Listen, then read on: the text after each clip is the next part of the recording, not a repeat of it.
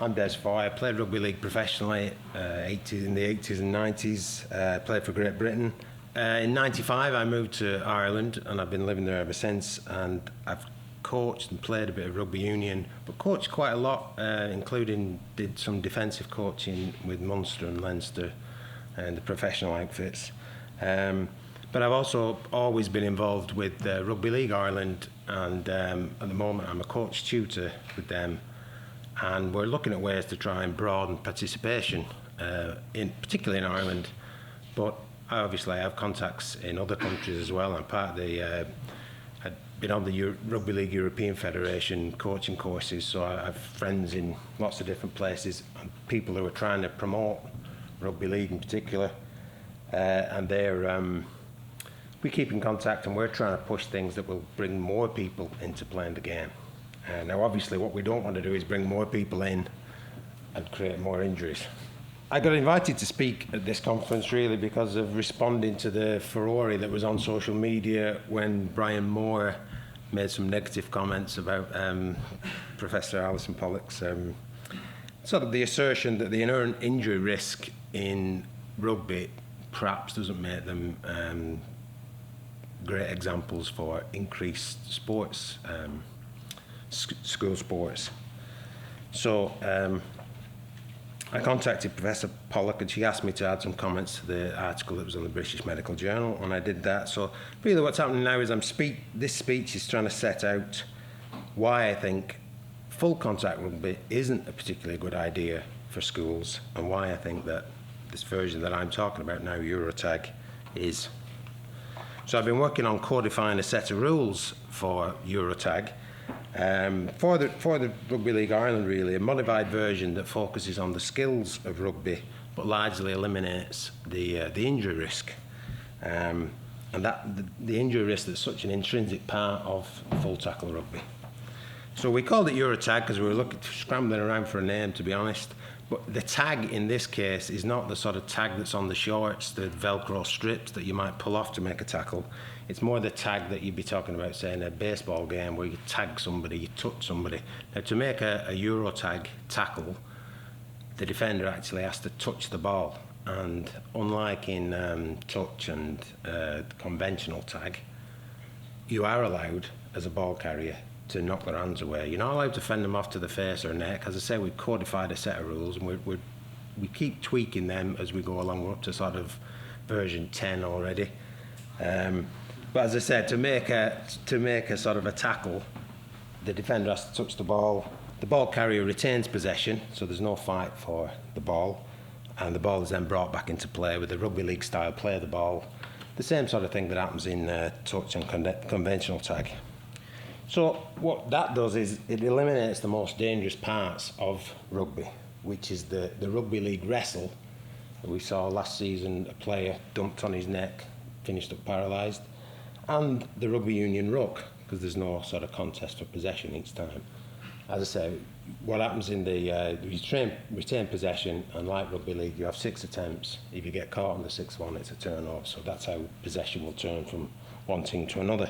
As I said, the rugby union ruck seemed to me, and whilst I'm big into rugby league and I'm part of Rugby League Ireland, I've probably coached more rugby union in the last 20 years than rugby league, maybe 80% rugby union than rugby league. So I'm still involved with that, but I always keep a hand in with the Rugby League Ireland. So I know, as I said, there are reduced contact versions of rugby already, the touch and the conventional tag, but they've removed themselves a little bit too far from full contact rugby, and a lot of people who are sort of into full contact rugby dismiss them a little bit, saying that they've lost all the contact. They've lost the sort of what is the fundamental parts of rugby. So while some people, they enjoy, I still play touch and I still enjoy it, a lot of people seem to sort of look down on it as if that's not real rugby. As I say, some of the rules can be seen by coaches, rules of touch and conventional tag, can be seen by coaches to be detrimental to the preparation for full contact rugby, because they create bad habits, particularly on defence, where a tackle can be made with just a fingertip, or letting somebody run past you and then pulling a tag. Now, you wouldn't be able to make that full tackle tackle if you were in that position.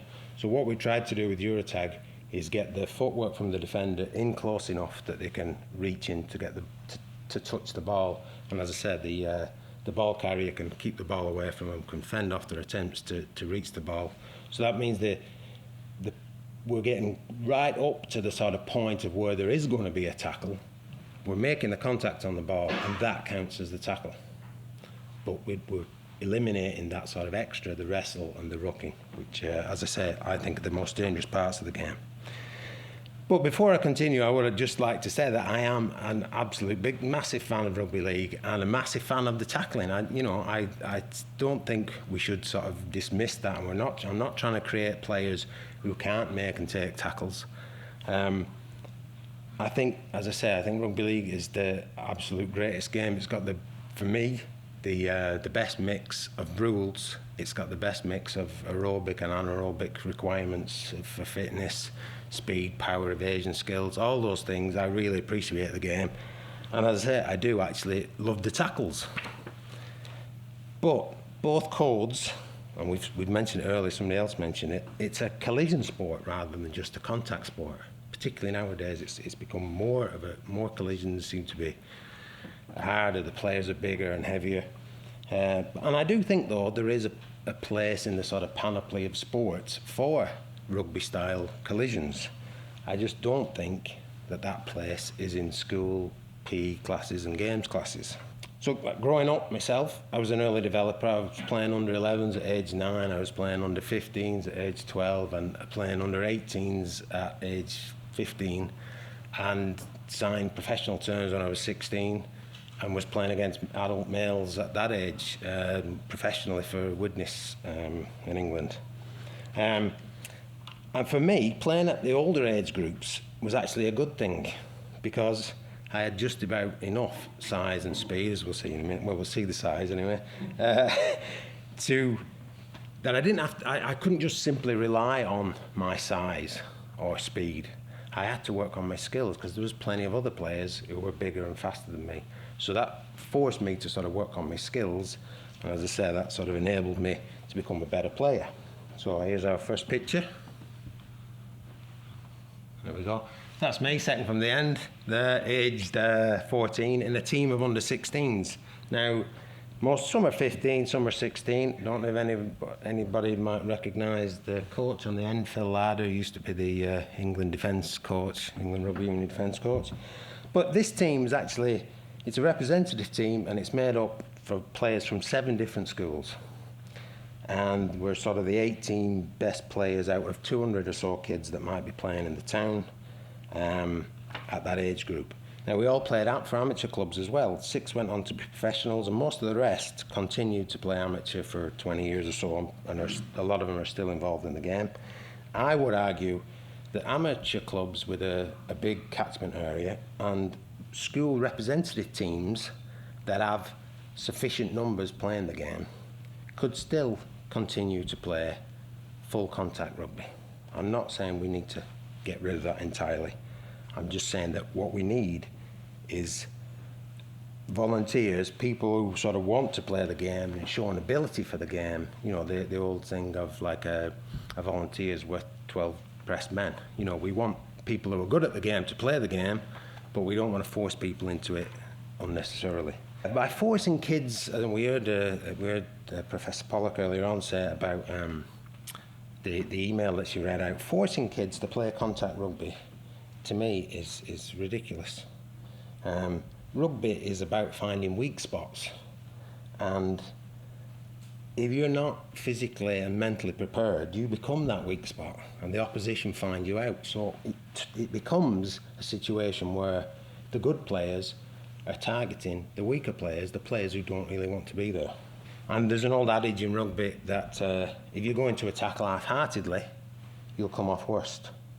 Now, statistically, I don't know if that's completely true, and you'd be hard-pressed to sort of set up a study to test its veracity without risking your ethics. So I don't think we can ever find the absolute truth to that. But it is what coaches yell at players. It's what PE teachers will be saying to players on the field, even those players who don't particularly want to be there. So to me, that sounds a little bit like bullying. And obviously, you know, we want to get away from bullying in all its forms. And there's the lead into this presentation. In the sort of in the handout, it said about the NSPCC statistics that 75% of kids said that they had some sort of, I don't know, emotional trauma or whatever from playing sports. And it's as I say, it's an attitude that I think we need to really get away from. So the next picture up, it's talking about child development, and it's from the Rugby League European Federation coaching scheme, and it encourages coaches to be aware of the different rates of development, as we can see in the graph there. And obviously, this, you know, we all know this is true. Like in the picture, the largest person there is a girl. So we know that, particularly at that age, around the age where people start getting a little bit serious about sport, there can be massive differences. And we see in the next picture how stark those differences can be on a rugby field. So I don't think I'd like to tackle him at my age, but apparently this is under 10s in Australia. It seems a little bit ridiculous to me, but and here's another one. And you notice the grin on the player's teammate when he's looking at what's facing the poor guy in green. Now, what I'd like to show, I'll move on to in a minute, so we can just close that down, but I'd like to show a couple of examples how even the most basic rugby tackle can be dangerous.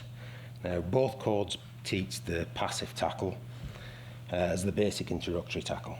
And the basic coaching points are eyes on the target area between the ball and the thighs, shorten your strides as the player approaches, drop your hips to get some power in your legs, keep your head to the side, hit with the shoulder, wrap with the arms, drive with the legs, allow the player's momentum to come over you, turn him over, finish on top so you can get into the next part of the play. And as I said, to me, that's the absolute introductory tackle. There's other tackles that are more sort of progressed than that, block tackles and what have you. But that's the absolute basic one. So this next one is a video, and it's from the National Rugby League in Australia. Yeah, so it's a perfectly well executed left shoulder tackle from Simon Mannering of the New Zealand Warriors. Unfortunately, there's a player doing did I say left-handed, whichever way? He's doing the left shoulder tackle. There's another guy doing the right shoulder tackle, and unfortunately, there's a bit of a head clash, and we see what results. So if we just watch it the first time, it looks rather innocuous. Player takes the ball in from the scrum. A couple of players come to tackle him. Finishes on top, like I said, the rules of that sort of passive tackle. Even on at this speed, nothing really looks like anything's happened. But we watch it from this angle, see the arrow player. They both go in with the shoulders. We get a head clash, a buckled knee, a twisted ankle, and the player has to leave the field. Eventually, one of his he gets up. Eventually, a friend comes to his aid, and now that guy is an absolute expert. He makes sometimes, I think he holds the record. He made 70 tackles in a game once. Now, and it just shows you that even somebody with those skills gets it wrong occasionally. Now, in that one, we just saw the ball carrier run straight, but a massive part of rugby, and it's a massive part of when I'm coaching, is evasion skills. We want the ball carriers to be putting a bit of footwork in front of the players. Now in this next one, there's a bit of footwork goes on. The player wants to make that sort of that tackle, gets his head in the wrong place, and we get the same sort of result. It's the number 7 here. Head in the wrong place, banged on the hip, sparked out. So what I'm trying to show here is that even the most basic rugby tackle done by expert professionals is still a dangerous way to tackle. There is still a massive injury risk in even the most basic of tackles. So, just moving on, where I sort of, what I'm trying to do with EuroTag is we're trying to use it to sort of offer a distinct advantage over these other sports, the sort of the reduced contact sports, but also I think it's a advantage over full tackle rugby in the area of skill acquisition. And obviously there are various models of skill acquisition, but the pathways lead from a novice to an expert, sort of an unconscious incompetent through to a unconscious competent. Somebody will make some good decisions. They'll see a situation on the field and they'll make a good decision. So coaches are told to gradually increase the pressure on that performance of the skill. But unlike in other sports such as soccer or field hockey, basketball, etc., if you get tackled, all you've done is lost possession. In rugby, if you get tackled, there's a chance that you're on the receiving end of a big hit. We'll just watch the next video. So we see the number 7 here in black. He's trying to make a decision, will he pass or will he kick? Gets caught in 2 lines, and before he can make his decision, it's a legal tackle, but he's on the receiving end of that. Now, the player Luke Brooks, he's relatively new to that sort of level, and what he said afterwards is, look, if I want to play in that position, I have to accept those risks. That's part of his job. He accepted that risk, but having that risk hanging over you all the time when you're trying to learn a skill inhibits your skill acquisition, and it inhibits your decision making. And many players, you'll see them where they just think cover up, self-preservation, and just take the ball into the tackle. Now, if they played more often and they developed their skills, and as I said, they can develop their skills by playing EuroTag because they don't have that threat of a player that's going to hit them. All the player's going to do is come in and touch the ball. That should mean that they've developed their skills that much quicker and that much better. But if you remove the pressure and all you ever do is let them play touch and conventional tag, you remove the pressure completely and they won't develop their skills. What EuroTag offers is the correct amount of spatial pressure.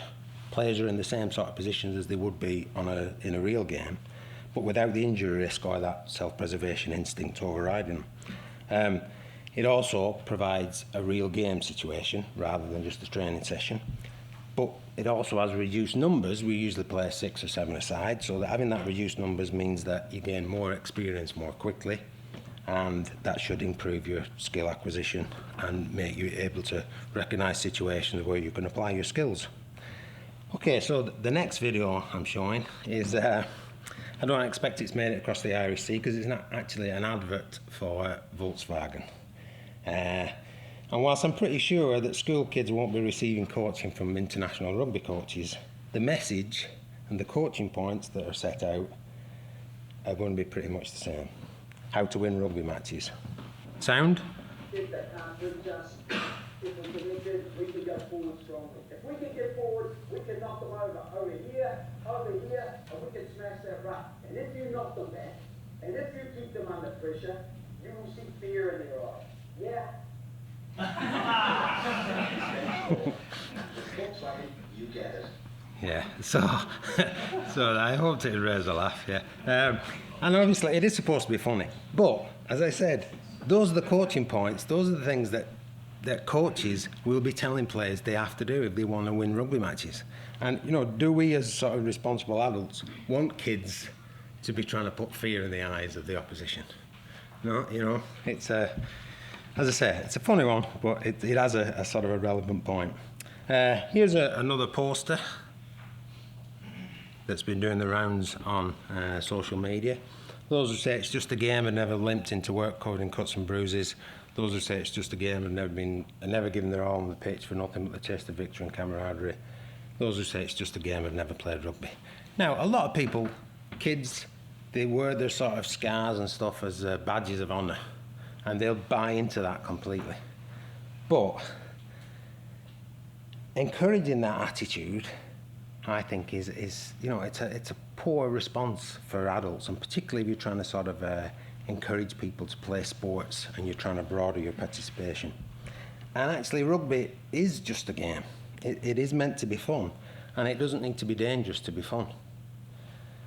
We're looking for games that are enjoyable in a PE setting or a games class setting. We're not on a Marines training course. So there were the article that I originally came to sort of discover this whole field in, that was in that Brian Moore sort of wrote. It was in the Telegraph. There was another article related to that, and you see it on the website, by Boarding School Beak, was the nom de plume. And I found myself disagreeing with quite a lot of that, but one thing in particular sort of got me was that the claim that cheating is almost unheard of in rugby. Now, if you define cheating as a deliberate breaking the rules in order to gain an advantage, then it's absolutely massive in rugby, in both codes of rugby. I often would brag that I went through a game and I was never onside.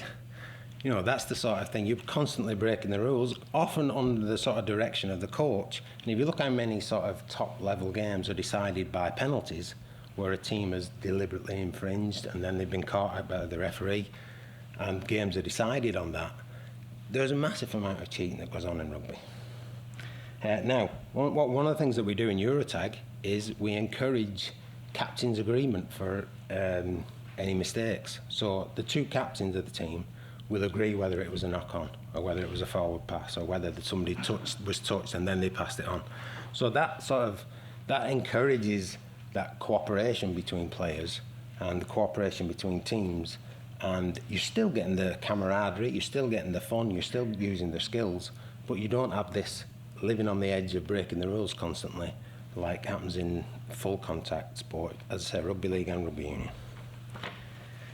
There's also a claim that that rugby gives teenagers increased confidence and self-respect, and it builds character, togetherness and team effort. And I'm sure that most of us have heard that, and indeed it seems to me part of Gove's reasoning to increase the rugby league and rugby union, the five sports that we saw. But one thing that we have to consider is that there are people who have had massively negative experiences of rugby. And for them to come forward and say it tends to paint them in a bad light. And, you know, all those good things that people are saying about rugby, they're negatives for them. And they're then sort of, they're put on the spot that, oh, you're not a team player. You're not into the sort of camaraderie of it. You know, all those sort of negatives, the opposites of what the rugby's supposed to bring you. They might only ever air their grievances to their therapist in years to come. So finally, you'll be glad to hear that. Finally, there's a clip of EuroTag in action, and in this clip, we'll see. Let's pause it there. So in this clip, we'll see teenagers, 20-year-olds, 30-odds, 40-odd, 50-odd, all playing the game at the same time. We'll see what the tackle actually looks like. And we'll see that it's a game that's based on skills, footwork, good handling, and we finish up with a try in the corner. A bit shaky, but... So that's the sort of tackle. Wrap the ball up, that counts as a tackle.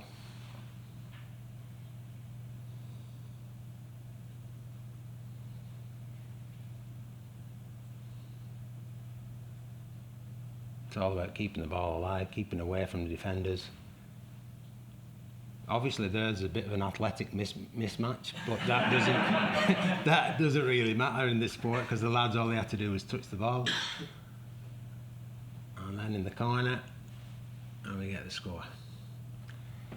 Okay. So, as I said, for me, EuroTag is the sort of game that we should be encouraging in school sports. I'd be more than happy to help people sort of introduce it.